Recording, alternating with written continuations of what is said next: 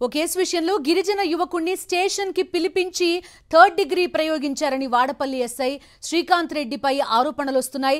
ఎస్ఐతో పాటు ఇద్దరు కానిస్టేబుల్స్ తనను చావబాదారని నడవలేని స్థితిలో ఉన్న ధనావత్ సాయి సిద్ధు మీడియా ముందు వాపోయాడు. కులం పేరుతో దూషిస్తూ ఎస్ఐ దాడికి దిగారని కన్నీటి పర్యంతమయ్యాడు. కోర్టుకు తీసుకెళ్లేటప్పుడు పెయిన్ కిల్లర్స్ మింగించారని చెప్తున్నాడు బాధిత యువకుడు.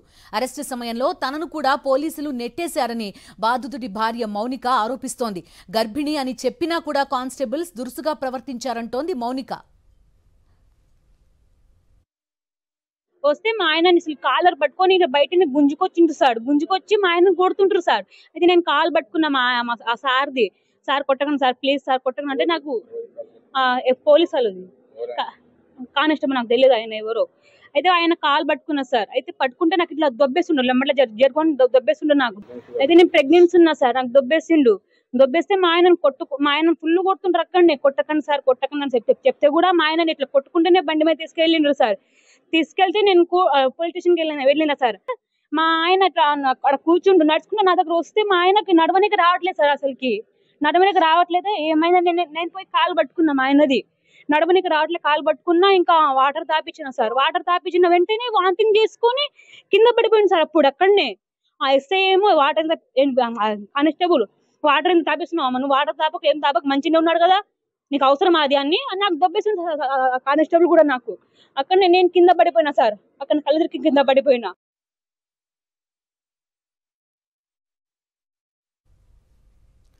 పూర్తి వివరాలు అందిస్తారు మా కరెస్పాండెంట్ అశోక్. అశోక్, గతంలో కూడా ఈ ఎస్ఐ శ్రీకాంత్ రెడ్డిపై చాలా ఆరోపణలు వచ్చినట్టుగా తెలుస్తోంది. ఇప్పుడు చూస్తున్నాం అతని పరిస్థితి ఎలా ఉందో, అతని భార్య ఏం చెప్తోందో కూడా మనం విన్నాం. ఇందులో ఎస్ఐ శ్రీకాంత్ రెడ్డి తీవ్ర వివాదాస్పదుడుగా పేరు. ఇప్పటికే గతంలో యాదాద్రి భువనగిరి జిల్లా మోత్కూరు పోలీస్ స్టేషన్ లో ఎస్ఐగా పనిచేస్తున్నటువంటి క్రమంలోనే ఒక అమాయక రైతుని స్టేషన్ పిలిపించి ఒక కేసు విషయంలో విచారణ నిమిత్తం విచక్షణ రహితంగా దాడి చేసినటువంటి ఘటనలో అప్పుడు ఆయనపై తీవ్ర స్థాయిలో ఆరోపణలు వచ్చినాయి. ఆ తర్వాత అక్కడి నుంచి నల్గొండ జిల్లా దామరచర్ల పరిధిలో ఉన్నటువంటి వాడపల్లి పోలీస్ స్టేషన్ అంటే ఇది రెండు తెలుగు రాష్ట్రాలకు సంబంధించినటువంటి సరిహద్దులో ఉంటుంది.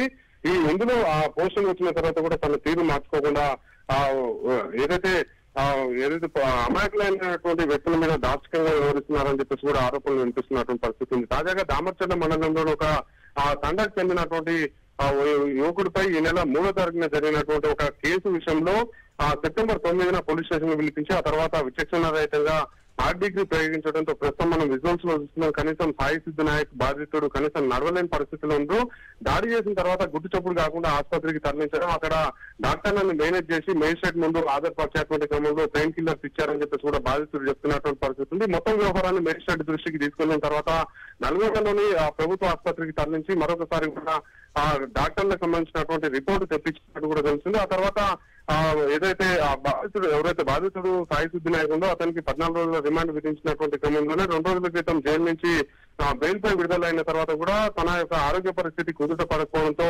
నడవరాకపోవడంతో కుటుంబ సభ్యులకి జరిగినటువంటి విషయాన్ని తెలియజేయడంతో ప్రస్తుతం గిరిజన సంఘాల నేతలతో కలిసి మరొకసారి కూడా మీడియా ఎదుట తనకు జరిగినటువంటి అన్యాయాన్ని కూడా అతను వివరించినటువంటి పరిస్థితి కనిపిస్తుంది. విచక్షణ రహితంగా కొట్టడంతో పాటు తన భార్య గర్భిణి అయినటువంటి సాయి సిద్ధు నాయక్ భార్య మౌనికపై కూడా కానిస్టేబుల్ దురుసుగా ప్రవర్తించి గర్భిణి అని చెప్పేసి చూడకుండా కూడా నెట్టివేశారని చెప్పేసి కూడా ప్రస్తుతం అయితే ఆమె ఆరోపిస్తున్నటువంటి పరిస్థితి కనిపిస్తుంది. అయితే మనం చూసుకున్నట్లయితే శ్రీకాంత్ రెడ్డి తీరు గతం నుంచి కూడా వివాదాస్పదంగా ఉన్నప్పుడు కూడా పోలీస్ శాఖలో ఉన్నతాధికారులు అతని మీద నిఘా పెట్టడం, శాఖపరమైనటువంటి చర్యలు తీసుకోకపోవడంతో ఇలాంటి ఉదంతాలు వెలుగులో పదే జరుగుతున్నట్టు కూడా తెలుస్తుంది. దీంతో ప్రస్తుతం అయితే ఈ ఘటనపై ఉన్నతాధికారులు ఏ విధంగా స్పందిస్తారనేది కూడా వేచి చూడాలి. Okay Ashok, thank you.